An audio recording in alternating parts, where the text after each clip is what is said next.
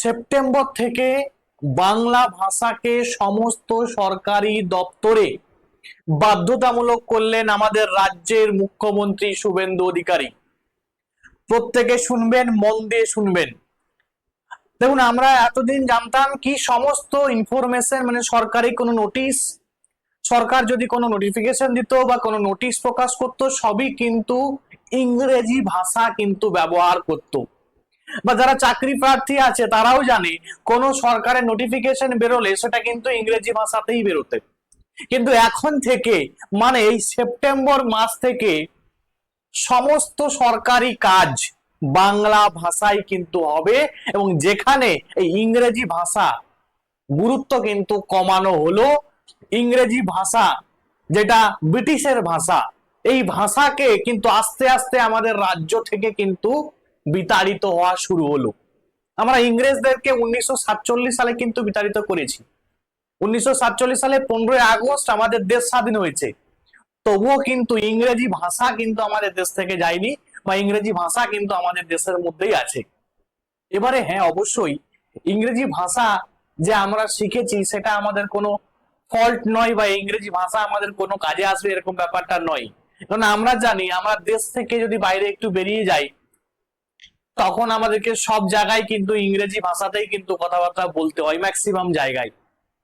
তো যে কারণে ইংরেজি ভাষাটা আমাদের কাজে আসবে না এরকম ব্যাপার নয়, অবশ্যই কাজে আসবে।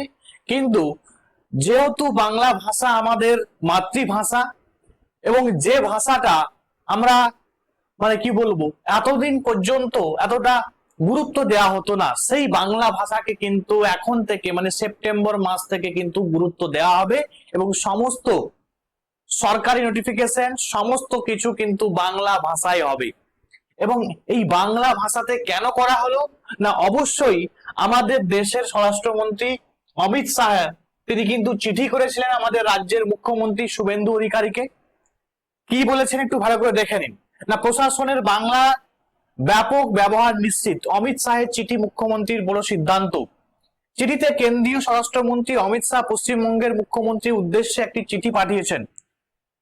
চিঠিতে ডক্টর শ্যামাপ্রসাদ মুখার্জির 125তম জন্মবার্ষিকী উপলক্ষে প্রশাসনের ভারতীয় ভাষার ব্যবহার বাড়ানোর কিন্তু আহ্বান জানিয়েছেন তিনি। প্রশাসনের প্রতিটি স্তরের বাংলা ভাষার ব্যবহার কার্যকর ও ব্যাপক ব্যবহার নিশ্চিত করার অনুরোধ করা হয়েছে। ভূমি সংস্কার দপ্তর থেকে মুখ্যমন্ত্রীর কার্যালয় পর্যন্ত সব সরকারি ফাইল, নোটিফিকেশন বা দাপ্তরিক চিঠিপত্র বা সরকারি আদেশ বাংলা ভাষায় কিন্তু করার প্রস্তাব দেওয়া হয়েছে। সরকারি পোর্টাল, ওয়েবসাইট, মোবাইল অ্যাপ, আবেদনপত্র, প্রশিক্ষণ সামগ্রী, সংবাদ বিজ্ঞপ্তি ও নাগরিক সেবায় বাংলা ভাষাকে অগ্রাধিকার দেওয়ার কিন্তু সুপারিশ করা হয়েছে। পুলিশের পরিষেবা যেমন এফআইআর, অভিযোগ নথিভুক্তকরণ, নাগরিক তথ্য, জনসচেতনতামূলক বার্তাতেও কিন্তু বাংলা ভাষার ব্যবহার বাড়ানোর কথা কিন্তু বলা হয়েছে।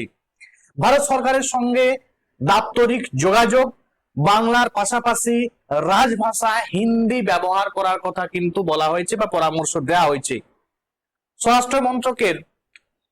আচ্ছা, এবারে আমাদের রাজ্যের মুখ্যমন্ত্রী শুভেন্দু অধিকারী কি ঘোষণা করলেন না, রাজ্য সরকারের ঘোষণা 1 সেপ্টেম্বর 2026 থেকে পশ্চিমবঙ্গের সমস্ত সরকারি ক্ষেত্রে বাংলা ভাষা বাধ্যতামূলকভাবে কার্যকর করা হবে।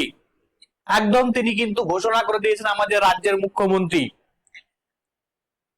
যে সমস্ত সরকারি যে সমস্ত কাজ, সরকারি নথি সবকিছু কিন্তু এখন থেকে বাংলা ভাষায় কিন্তু হবে, যেটা আমাদের রাজ্যের প্রত্যেকটি নাগরিক যাতে ওই নোটিফিকেশনটা পড়ে সুন্দর বুঝতে পারে যে নোটিফিকেশনে কি আছে। এবং তার সঙ্গে সঙ্গে বাংলা ভাষাটাকে গুরুত্ব দেওয়া হচ্ছে এই জন্যই কারণ আমাদের এই বাংলা ভাষা দেখবে আগে কিন্তু এতটা গুরুত্ব পায়নি।